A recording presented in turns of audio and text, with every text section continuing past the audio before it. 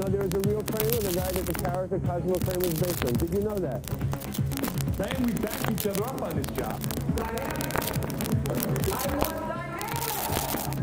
She's a killer in what she does, and it's amazing, and it's probably true in terms of what happened.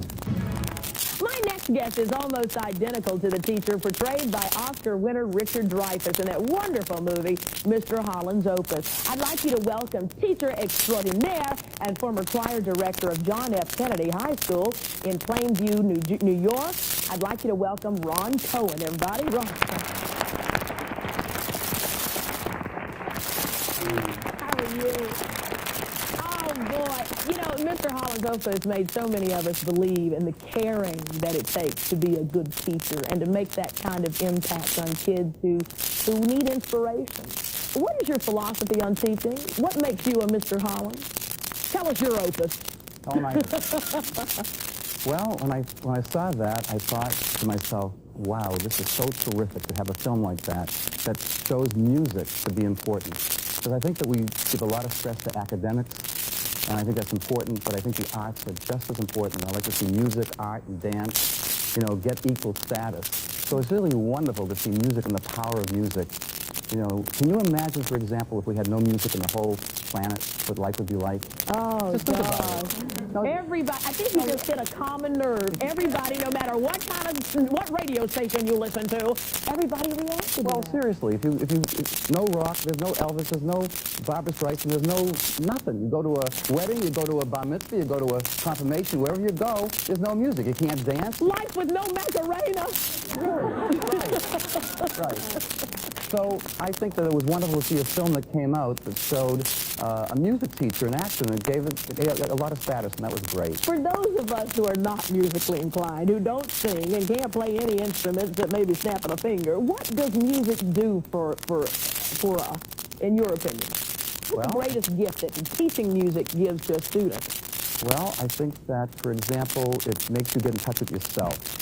It makes you get to realize, can I give you an example? Sure. I had a kid named Brett, all right? I won't use his last name. His name was Brett. He came into the choir as a freshman as a little skinny kid. He comes in, and he's late to class the first 3 days. So I say to him, because we're very intense in here, Brett, you're late. He stands up, takes his knapsack, and throws it on the ground, and says, no one loves me. I'm ugly. No one loves me. My mother and father doesn't love me. Only my cat loves me. All right? I said, excuse me. We have no ugly ducklings in here. We only have beautiful swans. And yes, you can come on time, and yes, you're going to come on time. And he did. And then I waited because he was kind of frightened of singing alone in front of a bunch of people. We had 80 in the choir, and you had to stand up and sing alone, and that's hard. So I waited about 1 month until I was sure he could do it. And then he sang the first verse of O Come Emmanuel, which is our Christmas procession with candles. He did it right. I went to the board. I drew a big star, and I put B.W., Brett. The whole choir sang, yay, Brett! He walked out of there a different person. He walked out of there feeling that he had some self-esteem. Yeah. He later on went to All County. He went for a musical, got the lead, and it changed his life. There's the power of music. Yeah.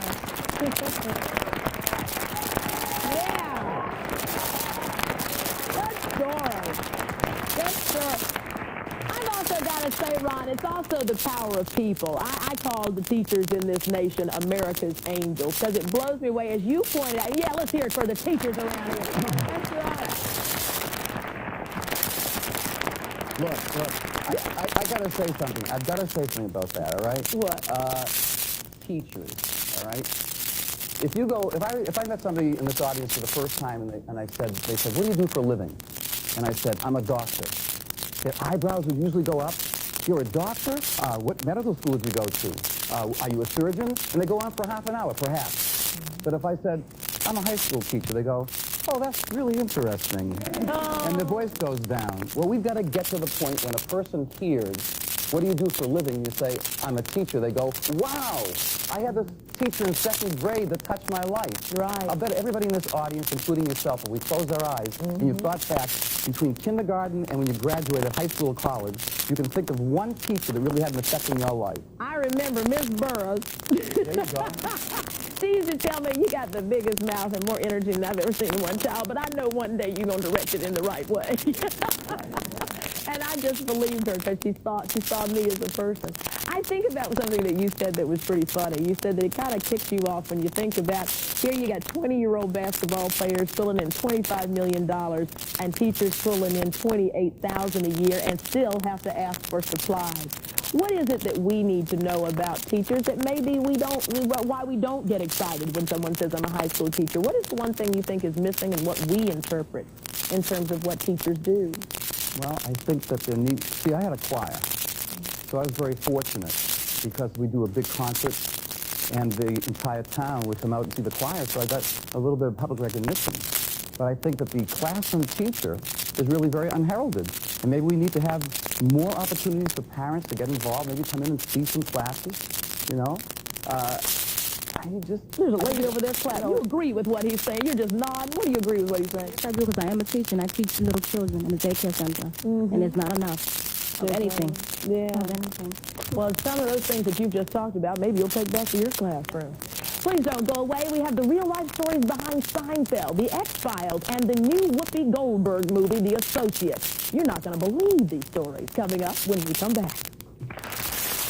A VP has to be a closer. How can I close? I do all the work. You take all the credit. You better be premenstrual. Baby, if I was premenstrual, you'd be dead.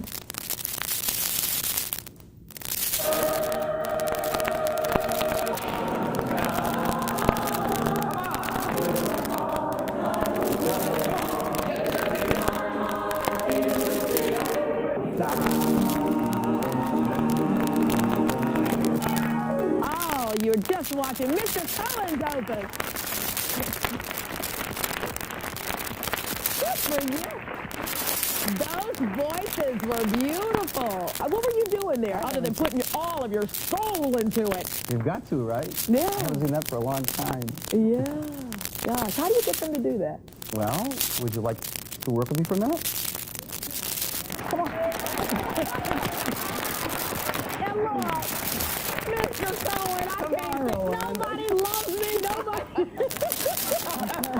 What do I do? Look at these people. Look at these people. All right. That's what I'm afraid That's of. what you do. All right. Listen, one of the techniques we do. can't sing. You can. Trust me. Trust me. I'm going to make you as good as Barbra Streisand in about 1 minute. Did you see the movie The Stupid? Then you know I can't sing.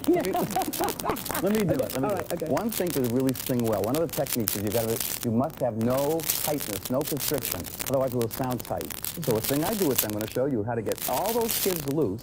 There's a little thing we're going to do. Go with me. Sit down in the chair. Okay. And I'm going to pretend like you're going into a movie. Where's the supervisor producer when you're there? The object is to get your jaw so it's super watch like this. Nice and relaxed. Come on, do this with me, you guys. All right, but look, you see how you can get your wrist relaxed because you're not afraid of the air? It's very relaxed and you can do anything you want. I'm going to do this to Rolonda now. Go with me. Here's what we're going to do. Okay. As a count of 3, we're going to pretend you're auditioning for a movie. Okay. All right? With Steven Spielberg. And you've got to be knocked out. Okay. So when I hit you in the head with my hammer, but it'll be very light, you pretend like you just let yourself go and I'll take You only stay in the chair. You'll stay in the chair. Okay. And all right? Okay. Are you ready? Yeah. All right. Okay. Now you got to really do it now. Okay. 1, 2, 3. You're gone. Okay, you're gone. Okay. I got you. Oh, look at it. It's really good. Now if you lean forward, you're gone. Let yourself go. Let yourself go. Let yourself go. Fall into my hand. Fall into my hand. Fall. You got it? Now watch, audience. Watch. There you go. She did it all right. The things you get me to do on national television. Well, what did I learn from that? That I'll do just about anything on TV. Hey, let me introduce you to my next guest. Just watch me. That's what you do. What do you think, real quick? I just want to thank, I don't remember your name, but Mr. Hollins. Ron Cohen. Last year was my first year of teaching, and on those dark, stormy Friday nights, I watched that movie and I cried, and it was the only inspiration that would get you through because teaching is a really hard profession. Is there any advice you have to give to me as a second-year teacher, young, single? What's single got to do with the teaching part? I need a boyfriend, and I work with 10-year-olds, so you don't meet anyone. Young and single, I'm available.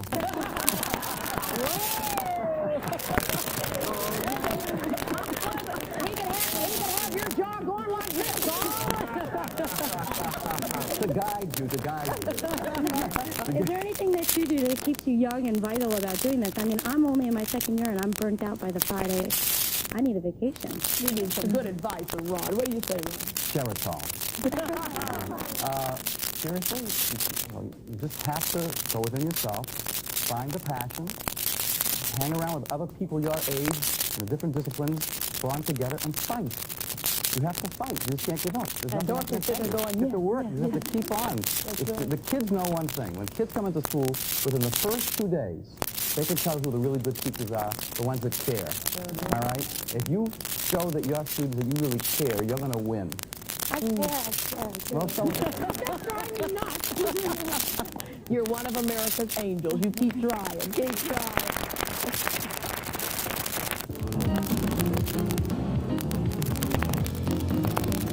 I want to thank everybody for being here, and thank all the audience. But you know, Kenny, there's a question this guy has. He's about to jump out of his seat, and he wouldn't let me end the show until he asked. I just want to know if you really like Chinese food. I like any food that I can get with a telephone. Thanks so